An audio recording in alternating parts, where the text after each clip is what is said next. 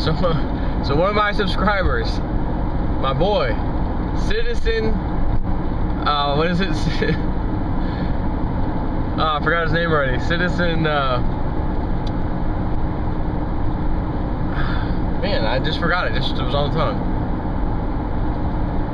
You know who I'm talking about anyways. He knows who I'm talking about. He just went and pulled the trigger. He was up last night early and watched silver go down to $26 an ounce. Then it bounced back up to 29 or 30, I think he said, and then it bounced down to 28.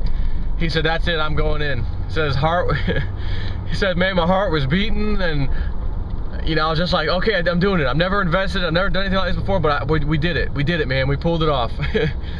He bought 200 ounces. Now what he bought was the 10-ounce bars from the Sunshine Mint.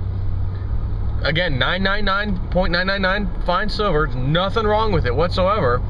And I've been looking around lately too, the last few days over the weekend too, and today, this morning, and seeing, well, what are they getting for eagles? What are they getting for the Canadian maple leaves? What are they getting for these common coins?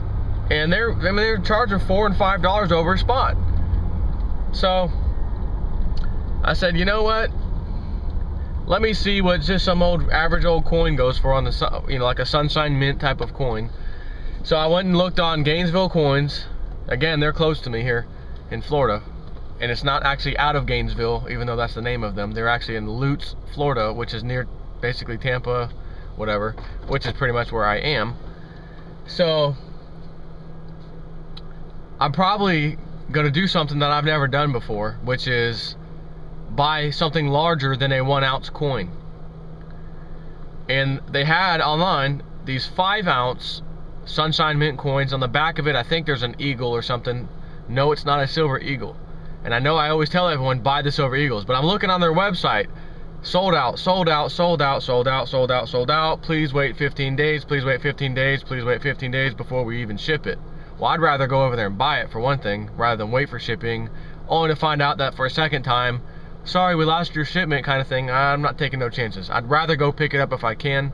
Most of the time you don't have trouble during shipping.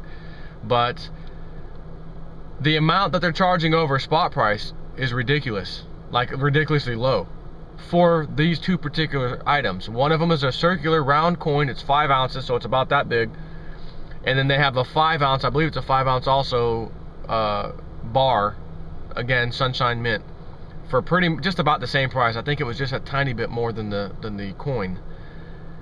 So I may pull the trigger, not even maybe, I think I'm going to pull the trigger on a 5-ounce coin that I just told you about from this particular place. Now you can find online dealers, even at Mex and some other places, they have Sunshine Minted coins also.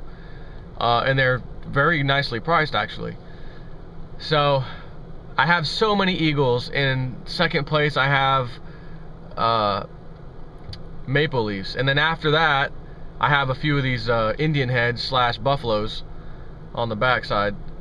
And then I think now if I end up doing this, I'll get these 5-ounce coins. But I have still something more important to talk to you about. Webbot. I've been getting messages. I've also noticed this myself. I haven't really responded yet to anybody.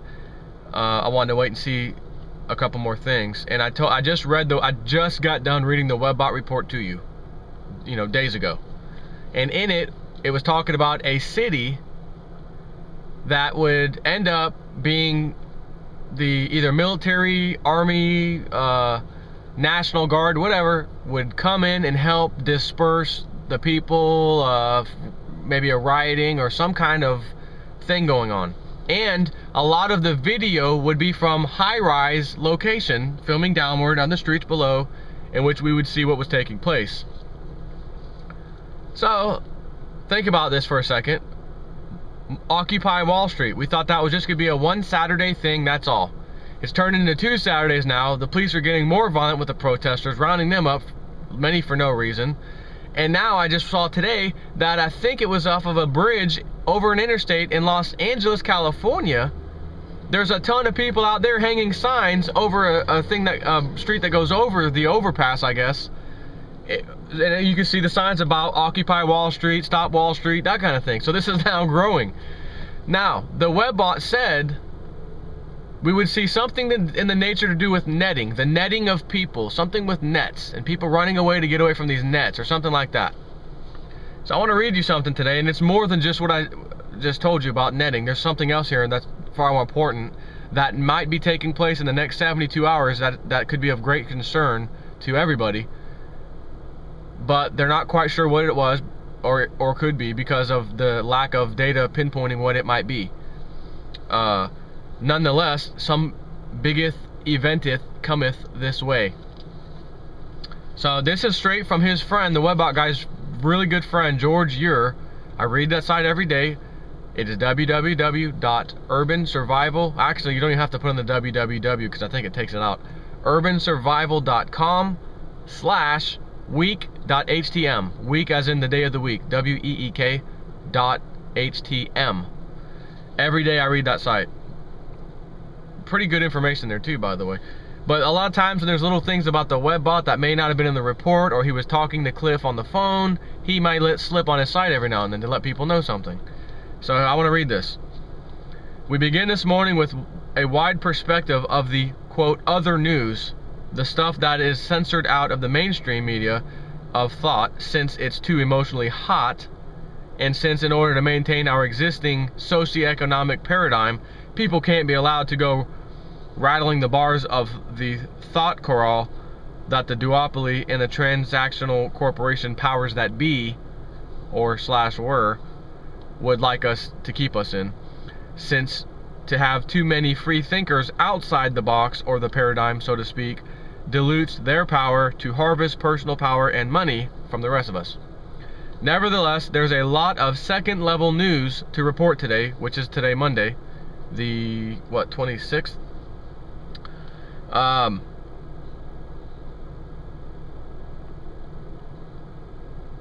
Where was I at? Nevertheless, there's a lot of second level of news to report today. The stuff behind the headlines, at least for a few more hours, till it can be spun just so for the public consumption.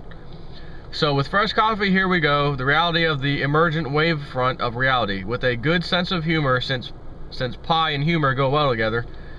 There are rumored to be signs to be found out west of Tuscaloosa, Alabama, which read, quote, at least this ain't Mississippi.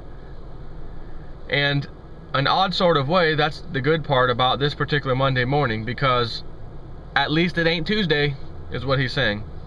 The reason is that the crew up at halfpasthuman.com, which is the Webbot guys,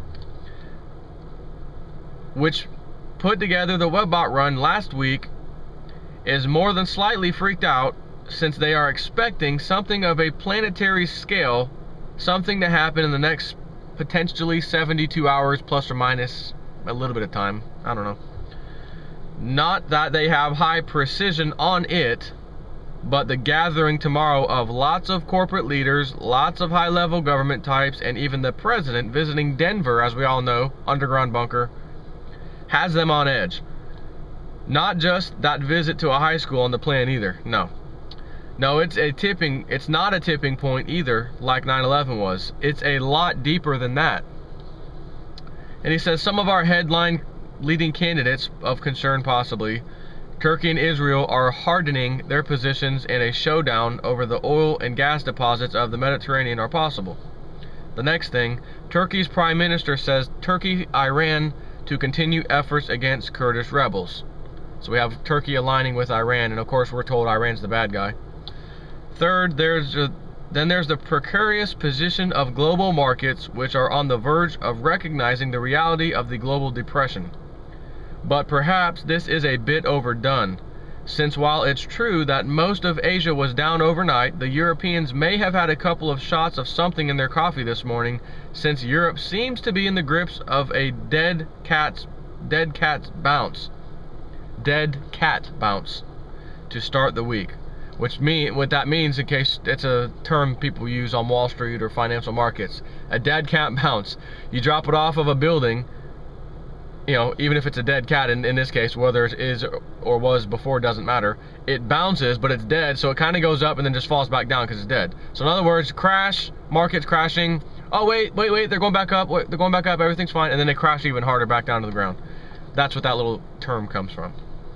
But of course, none of these events would lead high officialdom, president, Congress, all these other people, which by the way, I heard Congress is now forced to stay in DC because they can't come to an agreement on the budget. And wouldn't that be interesting if DC got smashed by a quake and all these congressmen just went away real quick like, and oh shoot, the president needs to take over. Not gonna say that that's gonna happen. That's pretty far-fetched, but just want to throw that out there for you doomers, you know, because I care about you. So it says none of these events would lead our officials to head for a mile-high city in Denver this week in those fancy digs under the Denver airport and or Cheyenne Mountain, which is of course a massive bunker built into a mountain. That is public information, which is very close nearby that area. Sure, maybe it's just a nice place to catch views of the Rockies before the snow sets in, yet gold this morning is down to almost $1,600 an ounce and is screaming, along with the bond market, that something is up. We tend to pay a good bit of attention to perma bear market Faber, who is telling CNBC that he doesn't rule out gold dropping to $1,100 per ounce.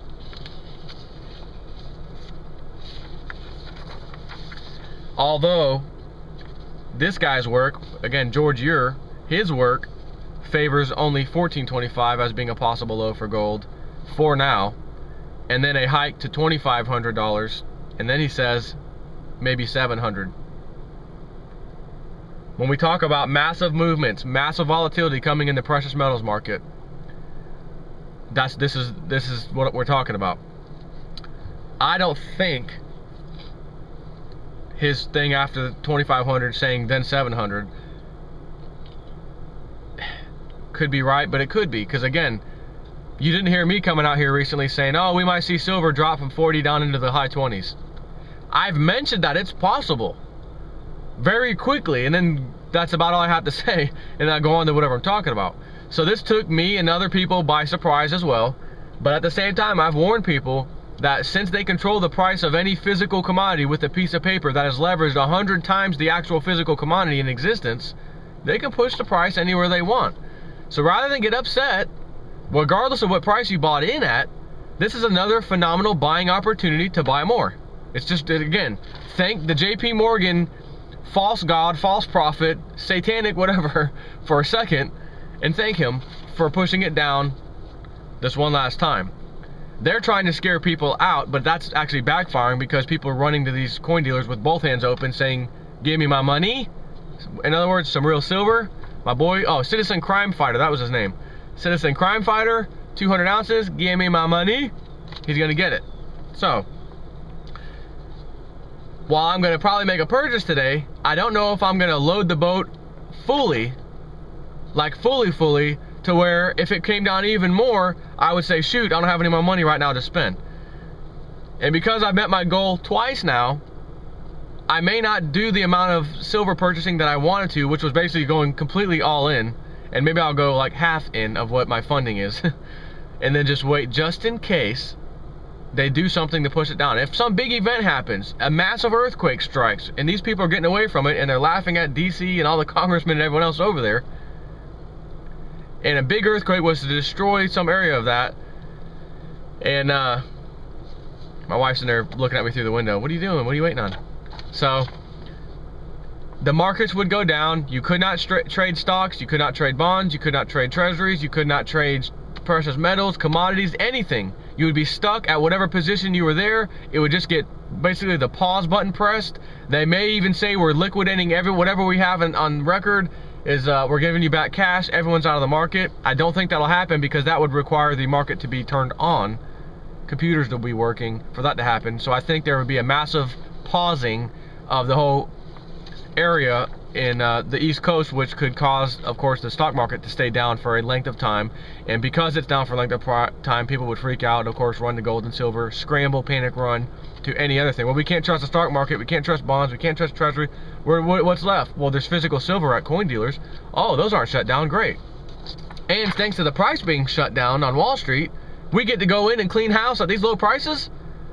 only to find out that the coin dealers may catch on pretty rapidly and say, oh, hold on. We're not selling you any of our coins for $25 an ounce or whatever. The markets are down. We don't know where it's going to go.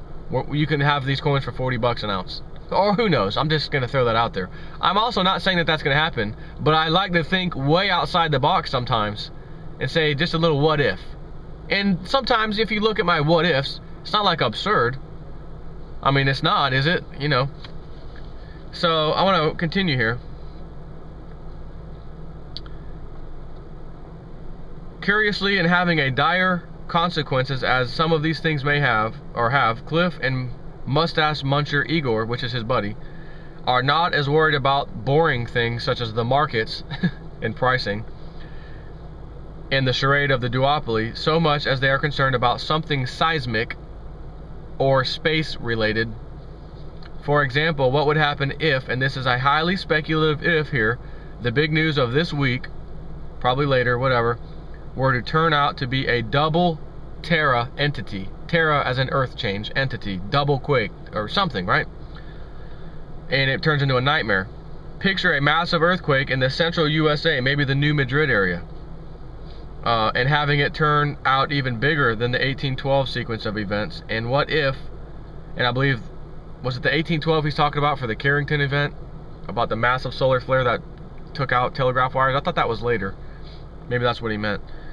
And what if that were to simultaneously or shortly thereafter trigger the long worried La Palme whatever undersea landslide, which could wipe out a good portion of the eastern US seaboard? That's the current worry, and it's why Cliff and Igor were on the phone tree style yesterday calling friends with, quote, nice to know you type of phone calls, which is extreme even for them. So even if they get this wrong and they have to have egg on the face, for them to actually pick up the phone and make phone calls is extreme. I know that's extreme for them also. They don't do that. So they are concerned something major is going to happen. They're not sure what. Solar flare, big pop off the sun. You know, again, we have Comet Ellen in alignment tomorrow, whatever. And what if we were lied slightly by Comet Ellen's trajectory and it's not quite where it's supposed to be? So today goes by, tomorrow goes by, the next day goes by. It looks like Comet Ellen was nothing. Then boom, something big happens. Whatever, I'm just going to throw it out there. But there may be something to it, since the spiders, the Webbot spiders that go out and get the information, have turned up reports that El Hierro in the Canary Islands is shaking, and that a major eruption there could trigger a pan-Atlantic disaster. The headline in the Spanish language La Raza of Spain this morning headlines, Alert Volcano Island of El Hierro, H-I-E-R-R-O, this morning, and you can read the translation here on Google, whatever. It's only 65 miles, this volcano thing is only 65 miles south of the disaster for the world potential on the western side of La Palma. Little close for comfort. Now, as to the specific threats posed by a massive undersea earth slide at Cumbre Vieja, our research department came up with the paper Cumbre Vieja Volcano, Potential Collapse and Tsunami at La Palma, Canary Islands by Stephen N. Ward and Simon Day.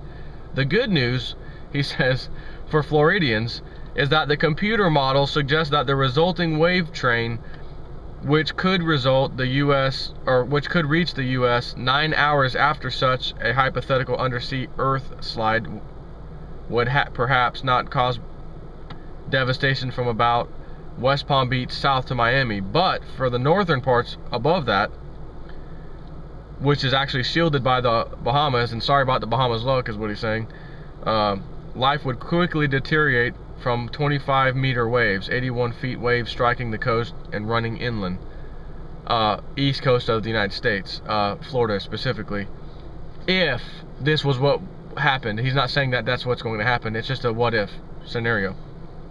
So, not saying it will happen this way, but the language in building language around this possibility, when it hits front pages in Spain, for instance, do give the old Webbot and crew the willies, and with good reason, as I'll explain in a second. But for this morning, looks like Europe is still afloat financially, and now if it can stay that way in literally terms, that would be fine too. Did I mention the London's Parliament is also on an unusual break? And did you happen to notice what the Wave 3 train would do to the UK? No? No. Still, the news is this. At least it ain't Tuesday yet. So is he trying to imply Tuesday, tomorrow, plus or minus a day? So today, tomorrow, next day? Again, perfect common and Ellen time frame? Whatever. The latest Webbot, netting protesters. Remember I told you about this in the report. I've had people email me about this. All of which would be dismissed as just another worry if the predictive linguistics from the Webbot, which had this discussion of discards and the rubbish revolt, when the Shape of Things to Come report was released on September 20th. And again, I read it to you, or at least parts of it. And I believe I covered this part for sure. We now have new supporting sets that include aspect/attributes. He's reading the part of the report. With bound human chains and ropes and mass judgments canceling right to trial and prison ships docked at large complexes in North Sea ? And other sets going to the idea of USA military invasion of a major East Coast American city. While there are indicators that this is a test run, that supporting sets can also be applied to the very first open skirmish in a war, so to speak. There are repeated and reinforced by crosslinks data sets to the idea of netting, scooping, whatever, of people, and forbidden imagery now outlined by edit and scrubbed automagically online as it's posted. It gets scrubbed out. Some of the imagery will, as they say, be disturbing to more rational humans, as it will be taken from dizzying heights above, looking down below the street battles taking place, and even worse, will include the decapitation of the videographer. And sure enough, snooping around on the net, we see how the fulfillment of the old rickety time machine known as the Webbot output got underway on Saturday as the Occupy Wall Street protesters were mass arrests, and in stories like this one, which he links to, the police use of nets is clearly referenced. Oh, and as to that scrubbed automagically online, as it is posted, part of the report, well, quite as predicted, the popular website, it is quite popular, activistpost.com, was taken down during the protests, although we note that it's back in operation along with an excuse/apology from their hosting outfit, which happens to be Google. Google do no evil, right? That it was all due to an automated process of some sort. Just a little accident, sorry about that. So he says, yep, universe is just full of coincidences, isn't it? Well, that's all I got for you. Something may be happening here shortly. Maybe the new Madrid gives out and the CME group, Chicago Mercantile Exchange, the whole entire outfit goes down because they are in Chicago. New Madrid going out would cause a problem there for sure. Therefore, they would also have to halt commodities trading and that sort of thing, which would affect gold and silver, etc. And if you can't trade gold and silver online on paper, what's the next best thing? At least to the sheep who don't know any better yet, go buy the physical. So we may see that happen. Anyways, gotta run.